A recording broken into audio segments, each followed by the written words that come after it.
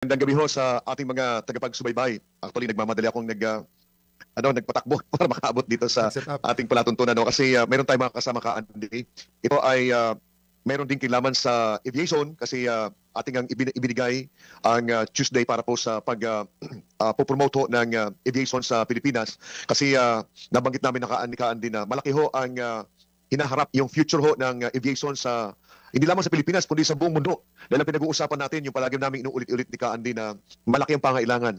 Doon po sa data na inilabas po ng Airbus at saka ng Boeing ay umaabot po ng almost 2 million ang karagdagan na mga trabaho na makikreate dahil po dito sa aviation na paglago ng aviation sa buong mundo up to 2043 at 649,000 ho dito ay mga dagdag na mga pilotong pangailangan up to 2043. So but may mga bagay na dapat ayusin para magkaroon tayo ng share. Pero sa ngayon, Ka-Andy, ang pag-uusapan natin ay ang ipapakilala naman natin, baka hindi alam ho ng ating mga tagapagsubaybay, na ang Philippine Navy ho ay meron din pong capability po sa aviation. Ano ho? At ngayong araw na ito, Ka-Andy, para ipakilala yung kanilang kakayahan, ay makasama po natin ang Naval Air Staff for Operations ng Naval Air Wing ng Philippine Navy, si Commander Gerard Martin D.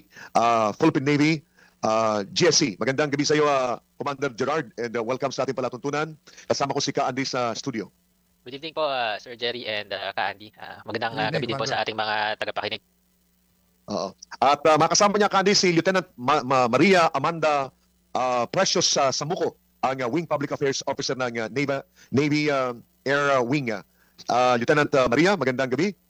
Yes, sir. Good evening po, sir, and good evening po sa lahat ng ating mga nakatune in at ang ating mga viewers po. Oo. Unang-una is maaari ba nating ipakilala ang inyong unit at ang mga pangunahing misyon na sinasagawa ninyo, Lieutenant Amanda or kaya kay Commander? Yes, sir. Good evening po ulit sa ating lahat. Ako po si Lieutenant Amanda Samuco, yung Public Affairs Officer ng Naval Air Wing. And ang Naval Air Wing po ang aviation component or kami yung lumilipad na bahagi ng Philippine Navy na nagsasagawa ng iba't ibang mga patrol or naval air operations sa ating maritime domain o sa ating mga karagatan. So, maliban sa pagpapatrol, meron din kaming tinatawag na intelligence, surveillance, and reconnaissance ng mga lipad. So, tinitingnan natin kung sino yung mga dumadaan sa ating mga karagatan, sa ating mga borders. Nagkakonduct din kami ng mga search and rescue operations sa pamamagitan ng ating mga helicopters and mga search operations as well para sa ating mga fixed-wing aircraft. Depende rin sa ating mga eroplano, nagkasasagawa din kami ng mga airdrop at para-drop operations tulad ng ating Britain Norman Islander and anti-submarine warfare operations po tulad ng ating pinakahuling nakuha, pinakamodernong AW159 anti-submarine warfare helicopter po. So, ito po ang ating mga air assets po ng Naval Air Wing is na-deploy or napupunta po sa iba't ibang bahagi ng Pilipinas para ma-enhance or mas mapabuti pa yung maritime domain awareness natin at para masuportahan din natin yung ating mga joint military operations. Baka gustong dagdagan ni Commander D? Magandang gabi. Nasabi na rin ni Amanda ang lahat. In short lang po, kami po yung aviation arm ng Navy. Simple lang ang aming mission. Keep trustworthy awareness over our waters and be ready to help when lives are at risk and provide the fleet and the joint force with the air power that they need. Yun lang po. Thank you. Ano to? Commander or Commodore? Commander po, sir. Commander, sir. Okay, akala ko Commodore eh. Kandi baka meron kang dagdag na Unang-una, General Jerry at saka Commander D, Lieutenant Samuco, magandang gabi sa inyo. Gusto ko lang mabigyan ng idea ang mga listeners at viewers natin. Ano ang Naval Air Wing? Katulad ng, ito pwede niyo sagutin o pwede niyo bigyan kami ng idea lang. Gaano kalaki ang Naval Air Wing in terms of halimbawa air assets, personnel? Meron ba kayong mga solely naval air base na katulad ng Air Force, may sariling air base sila? Meron ba kayong ganung klase ng description, Commander? Yes po. Salamat po. We are based in Sangli Point, Cavite City. Doon po yung main base. And lahat po ng mga base ng Navy sa buong Pilipinas ay meron po tayong air operating squadron na naka-base po doon. Co-located po siya with the main bases like sa Palawan, sa Northern Luzon, meron po tayo hanggang sa Mindanao po. In terms of strength, roughly this time we are around 700 personnel and growing, no? And in terms of air assets, we have fixed wing. We operate fixed wing. Meron po kaming Beechcraft King Air C-90. Meron po tayong Britain Norman Islander or BNI. Meron po tayong sa lingid sa kalaman ng lahat, nagtitrain po tayo in-house, no? Ibig sabihin from zero time hanggang maging pilot in command, kaya po natin i-train in-house. So meron po tayong Cessna. Meron po tayong Cessna 152 and Cessna 172 Sierras for this purpose.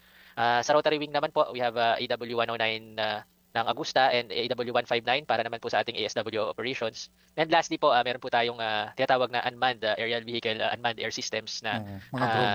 Mga drone po. Yes, we operate also drones na syempre nandun na po tayo sa age ng advent ng technology, unmanned systems, and the Navy is very much in step or at par with this technology. At yung bang mga piloto muna, no? Yung mga pilotong nakukuha ninyo, ano ba yun, mga dating ng commissioned officer ng Navy, or are you recruiting from outside ng mga magiging piloto and then eventually maging officer ng Navy, Commander? Tama po, narinig ko nga po kanina dun sa opening spiel nyo that this program is para dun mag-advise sa youth. So during the pandemic, during that time, na timing lang na nag-recruit kami wholesale, no, from the yung direct enlistment ang tawag namin, na lahat ng mga, pero ito po sa mga aircraft, open lamang po siya sa mga aircraft mechanic. So nag-recruit po kami ng direct enlistees na aircraft mechanics, yung mga graduate mo, yung mga may trabaho na sa labas. And siguro some of these years to come, if we need more personnel, we could also open it once again. But in terms of pilots po, the requirement po talaga is a commissioned officer of Philippine Navy. So we have several ways to get into the Navy. Meron po tayong officer candidate school, meron po tayong PMA, and other source of commissionship. Yes. So tama nga po ang inyong sinabi kanina na minsan itong path na to ay tinatahak din po talaga ng ibang mga nangangarap na maging piloto. Lalo na po yung medyo kapos sa pera, medyo dito po talaga sila tumatahak para magkaroon ng oportunidad na lumipad po. Kasi yung mga halimbawa, mga kabataan, no, gusto nilang maging piloto, isang pwede nilang gawin ay mag-aral lang mabuti, eventually pumasok sa Navy as an officer, and then probably apply na mag-train para sa pagiging piloto. Ano po, Commander? Tama po yun, tama po yun. Marami pong ganun ang naging track sa karera nila. Pero syempre po, meron po tayong, pag tinuruan ka po maging piloto ng Navy, meron po tayong tinatawag na contractual obligation na kailangan nyo po munang tuparin din po para hindi naman po sayang ang pagpapaaral sa atin ng gobyerno natin. Kung may commitment na mag-serve for a certain number of years sa Navy bago sila mag-isip na lumipat sa commercial aviation halimbawa. Ano po? Tama po. Ganun nga po. Di sa mga, General Jerry, sa mga posibleng gumraduate ng PhilSCA as pilot, pwede sila mag-Navy, ano? Pagpalikaan din nakikita ko na tatlong entry points para pumasok sa AFP, so kasama na ang Philippine Navy. Yung nabanggit ni Commander Gerard, Commander D na OCS program, kasi pag nagtapos ka doon ay regular ka. So pero karamihan sa mga pumapasok sa OCS, actually doon na rin nag-retire sa Navy kasi regular sila. Ang isa pang entry point ay yung POTC. Especially sa PhilSCA na karamihan sa mga namin kaandi ROTC, advanced ROTC graduates. So yung na sundalo ay more or less na nakuha na nila. Tapos nakita ko nga na mabuti nabanggit ni Commander D na nangailangan sila ng piloto kasi parang ito yung nakikita ko ngayon na gandi na kumbinsihin yung mga graduates natin since yung estudyante natin sa PhilSCA, sa flying school ay ginasusan ng gobyerno na 3.2 million bawat isa at sila ay may 4 na qualification na rin, tapos ng TPL, tapos ng CPL at mayroong rating sa multi-engine kasama sa instrument na mayroon silang ratings din sa instrument. So tingin ko ay malaking tulong ito, mag-complement yung pinapag-graduate ng State College, ang PhilSCA, dito sa requirement ng Navy. But of course, they have to pass through the existing programs of the Navy, which is yung OCS program. At mayroon pa, nabanggit ko, ay pwede rin yung POTC. But tama yun, nabanggit nga ni Commander D na mayroon palang contract. Ilang taon ba ang contract, Commander D, doon sa mga papasok na piloto sa inyong sa Navy? Sir, as of now, sir, commensurate po siya doon sa worth ng training. So iba-iba po, depende po sa fixed wing, sa rotary, or kung saan ka man papasok. So iba-iba po. So nag-average po siya ng 3 to 4 years po yung continuous service sa Navy, bukod pa po yung service niyo po sa AFP. So depende po. Pero sa ngayon, Commander D, ang tingin ko, kakaunti na yung umaalis kasi unang-una mataas na yung sweldo ng mga opisyal natin sa AFP nung panahon na talagang mas lucrative na pumasok sa commercial airlines. Dami kong mga classmate na pumunta ng ibang airlines. Pero okay naman dahil yun yung kanilang pamaraan ng pag-serve sa ating bansa.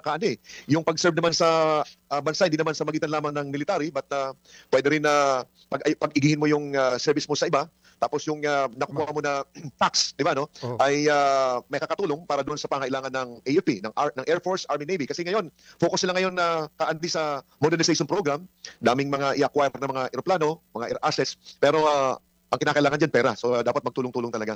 But sa ngayon, Commander D, ano ang mga nasa pipeline? Ano yung nakalinya? Ano yung mga nakaprogram na acquisition natin na magpapalakas sa ating Philippine Navy. Kasi ang laki ng responsibilidad ninyo. Kayo yung frontliner. Nasa frontline pagdating sa West Philippine Sea, kayo kaagad yung nakakommit doon eh. Di ba? At maraming mga threat dyan. Yung number one kaandi, yung submarine. Pangalawa, yung barko dyan. Pangatlo, baka pwede silang magkaroon ng projection na rin ng paggamit ng mga eroplano. So itong mga bagay nito na hinaharap natin sa mga darating na taon, paano ito pinaghahandaan ng Philippine Navy, Commander D? Tama po kayo, sir. No? Maraming salamat po doon, sir. Bali po sa modernization po, syempre po without going into specifics po kung ano po yung mga bibilhin. So we have in the pipeline yung tinatawag nating mga frigates po, which is in charge of yun nga po yung part of the capability yung nabanggit nyo po, yung anti-submarine, yung kontra po sa mga submarino natin, and this is for in the protection of our high seas po or EEZ. Yung nandun na po tayo, yung mga frigates po natin, yung mga corvettes po natin na parating po, mainly as a credible defense posture. So kaakibat po nitong mga barko na to, yung mga helicopter po na nakasakay po sa kanila. Tapos sa Naval Air Wing po, nabanggit ko po kanina yung UAV. So yun po yung isa sa mga dinedevelop namin, yung mga unmanned system natin. Pagpapaigi po sa ating maritime patrol capability, mga ganun po, mga ganung bagay po. Mga ganun po ang maasahan natin with the support of the Filipino people and the President po. Hopefully magkatotoo po itong mga pangarap natin. Alam mo,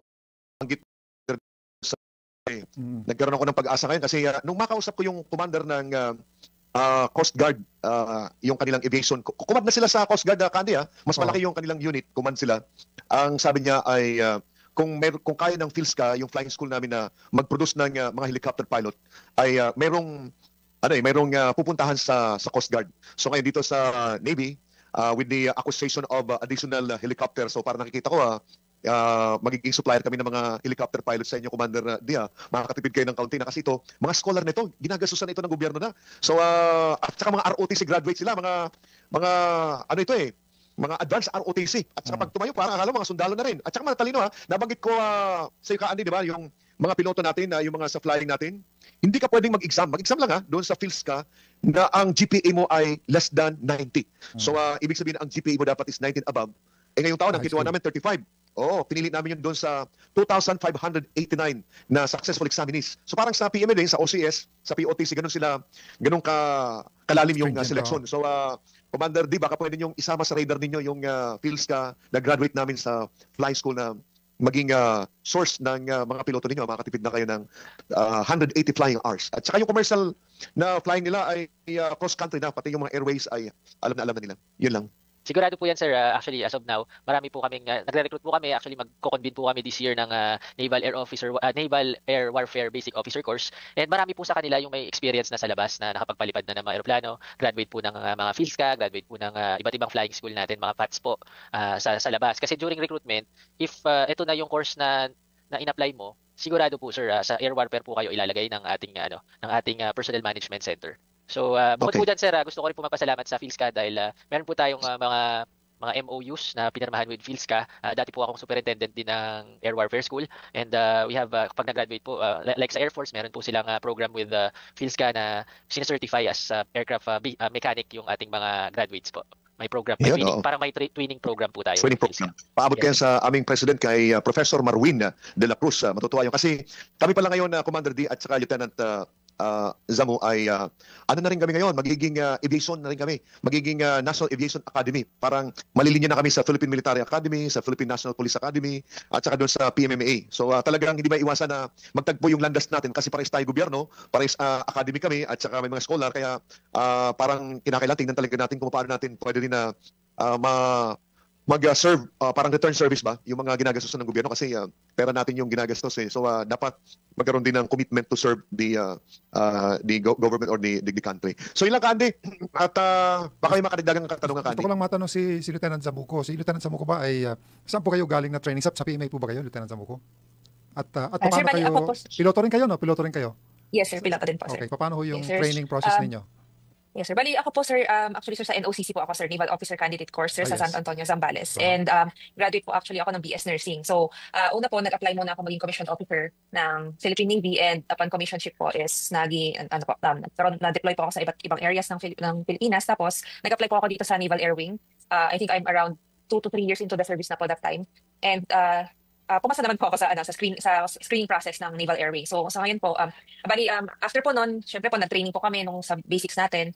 Nag-start kami dun sa Air Warfare School na sinasabi ni Commander D kanina. So for our basic pilot training na tinatawag namin ngayon. And then ngayon po, pagka nakompleto na namin yung required hours namin, nag-transition na po ako sa yung mga malalaking aircraft natin. So ngayon po, co-pilot ako ng Beechcrafting RC-90 natin. So ayun po, sir. Doon po kasi tayo, sir, magsa-start eh. So from the school, Yes. yung Naval Air Warfare Basic Officer Course na sinasabi ni Commander D kanina, after po noon, ililinya na po yung mga officers natin sa iba't ibang, sir, kung magpipiloto sila, kung mag-maintenance officers po ba sila, or kung UAV or UAS operators po sila. So, tawag po doon Basic Pilot Training, Aircraft Maintenance Officers Course, at saka yung Unmanned Aerial System Basic Pilot Training po natin. Pero dito po sa ipasok ko na din po yung sa crew natin. Sila po yung iba sa kanila is po talaga is commissioned, nag-apply din po sila through process ng Philippine Navy po. However, we also have yung mga direct enlistees po na nabanggit ni Commander Dijan kanina. And yun po yung mga graduate ng aircraft maintenance or avionics related courses po. So, ayun po. Meron din po silang career path na susundin until they become crew chiefs ng mga aircraft natin or quality assurance ng mga aircraft po natin. So more or less, Lieutenant Samuco at Commander D, yun ang proseso na dadaanan ng mga gustong maging piloto and other professionals sa inyong Naval Air Wing. Ano po, Commander? Yes, sir. Tama po, sir. Like me, PMA naman po ang source of commissionship ko. So I graduated 2006 and then class 2006, and then after that nag-apply din po ako sa Naval Aviation and nakuha. And right now, sir, I'm also an instructor pilot of the CESTA. So isa po rin po ako sa nagtuturo. So sa mga mag-a-apply dyan, magiging instructor nyo ako pag nakapasok kayo sa Naval Air Wing. Sila ho yung mga, Jerry, sila ho yung mga kasama sa mga Top Gun ng Philippine Navy. At kung kayo mga nakikinig ng mga kabataan, may pangarap kayong sumali sa Naval Air Wing o kaya maging piloto sa Philippine Navy, yan po yung pinaliwanag ng dalawang opisyal na ito, yung proseso na dapat ninyong daanan. Kaya unang-una, mag-aral lang mabuti, taasan po yung grades para pagdating doon sa screening, unang-una sa pagiging opisyal ng Navy, matindi screening. Tapos kayo sasali sa Aviation Air Warfare Group ba? Commander? Anong tawag doon sa school ninyo? Naval Air Warfare Training and Doctrine Center po. Ayun. So yun po ang inyong dadaanan. Jerry, okay na sila. Thank you very much, Commander D. Lieutenant Samuco, maraming salamat and best wishes sa inyong karir pareho.